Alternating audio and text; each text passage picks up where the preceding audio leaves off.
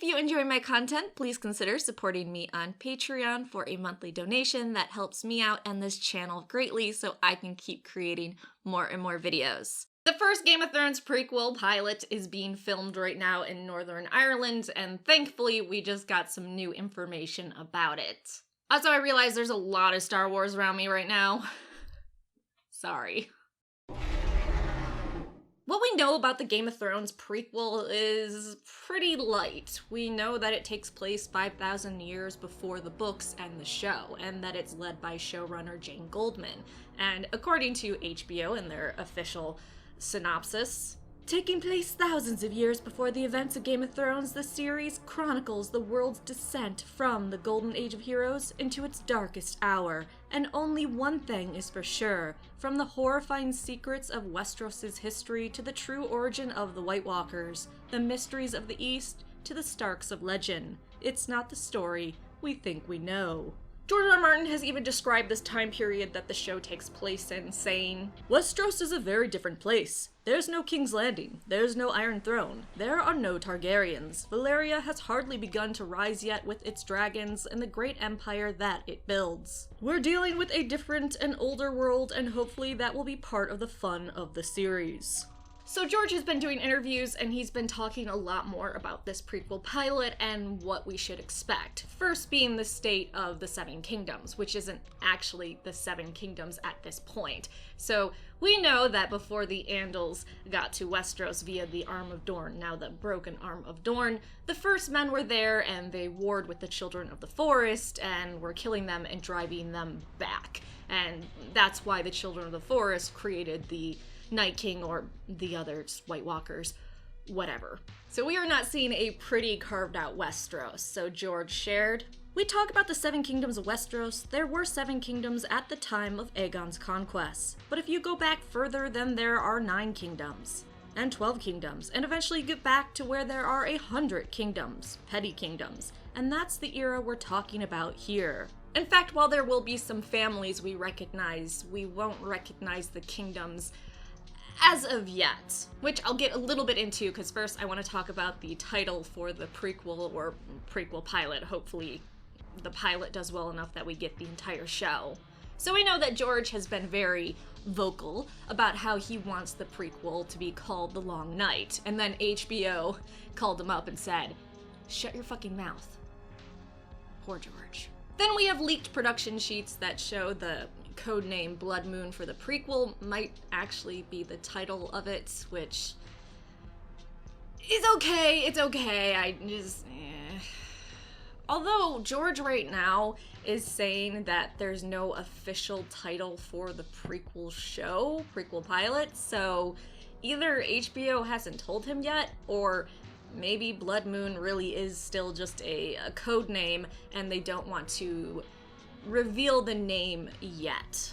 But George also heard a suggestion for it being called The Longest Night, and that's a variation on the title he wanted that he would actually approve of, which, The Long Night or The Longest Night, I like both of those way better than Blood Moon. George also let us know that the Starks will definitely be in the prequel show, and that doesn't mean they'll have absolute control of the North, and you shouldn't think that the Starks had to slowly carve out their power in the North, which I'm actually stoked for if they show the Starks slowly accumulating more and more houses and expanding their control. Hell, I would love to see the Boltons versus the Starks, because we know their little feuds went up right to the Andals and them coming over. In general, I think seeing the other northern houses contest the Starks would be fun, because in the books, they're incredibly loyal to the Starks, the North remembers, but in the show, after Robb and Ned die,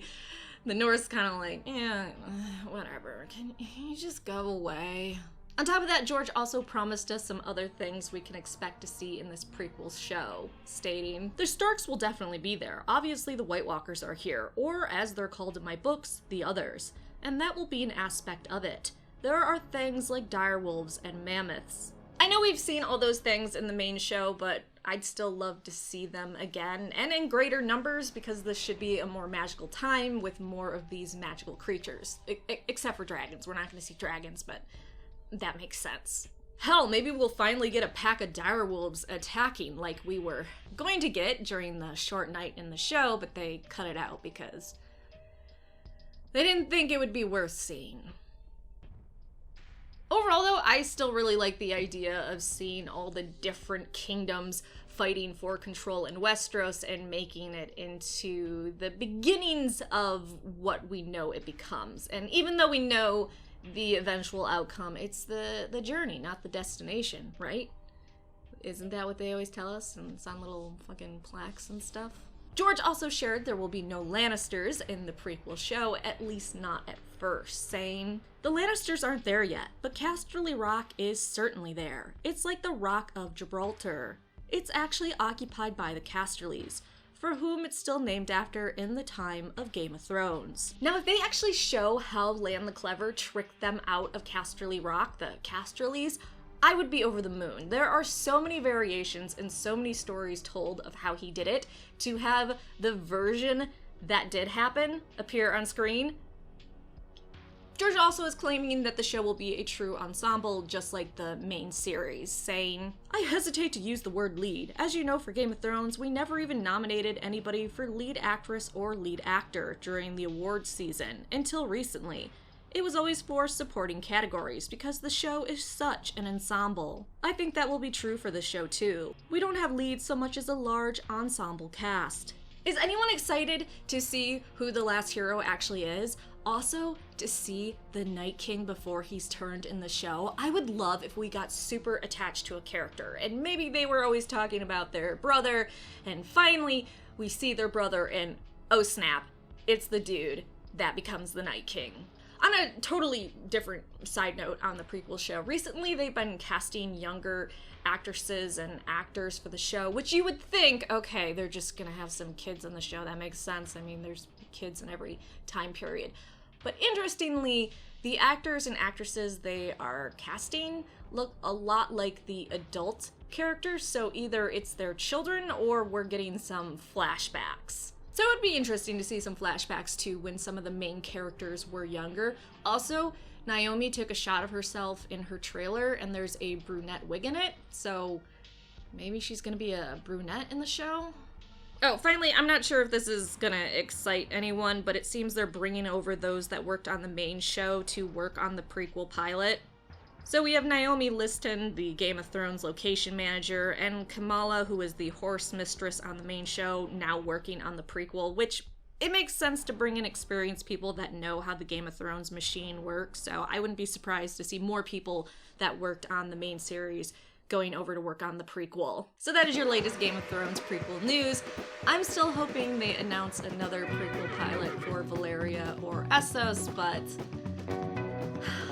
I don't want to get my hopes up. But what about you? What prequels are you still hoping for? Like, subscribe, and let me know in the comment section down below.